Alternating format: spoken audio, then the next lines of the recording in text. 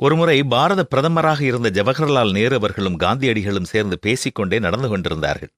அவர்கள் சென்று கொண்டிருந்த பாதையின் குறுக்கே ஒரு சிற்றோடை தெளிந்த நீருடன் ஓடிக்கொண்டிருந்தது. பிரதமர் தன்னுடைய பூட்ஸ் அணிந்த கால் நனைந்து விடாதபடி பல அடி தூரம் பின்னிட்டு போய் பின்பு வேகமாக ஓடி வந்து ஒரே தாண்டில் நீரோடையை கடந்து விட்டார்.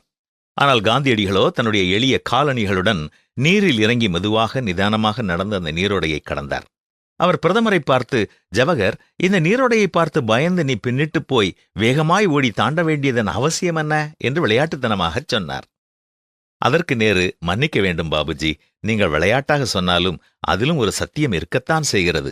நம்முடைய வாழ்க்கையின் இடையே வரும் தடைகள் நம்முடைய நடையை உடைப்பதற்கு அல்ல, உறுதியாய் தடம் பதித்து நடக்கவே என்றார். ஆம், இது எத்தனை உண்மை இல்லையா? ஒவ்வொரு தனி மனிதனுடைய வாழ்க்கையிலும் ஒவ்வொரு விதமான தடைகள் வருகின்றன. இந்த தடைகளைக் கண்டு கலங்காமல் தடைகளை தகர்த்தெறியும் கர்த்தர் நம் முன் செல்லுகிறார் என்ற உறுதியோடு, தடைகளை படிக்கட்டுகளாக மாற்றி உறுதியோடு முன் செல்லும் பொழுது நம்முடைய வாழ்க்கையிலும் கடவுளுடைய திட்டம் நிறைவேறும் என்பதில் சந்தேகமில்லை. வாழ்க்கை என்பது மலர்ப்படுக்கை அல்ல.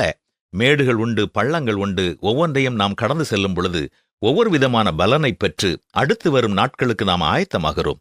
எனவே பின்னானவைகளை மறந்து முன்னானவைகளை நாடி நாம் அழைக்கப்பட்ட அழைப்பின் இலக்கை நோக்கி தொடர்வோமா? இன்று நீங்கள் சந்திக்கும் பிரச்சனை எதுவாக இருந்தாலும் இதுவும் கடந்து போம் என்ற உறுதியோடு முன் செல்லுங்கள்.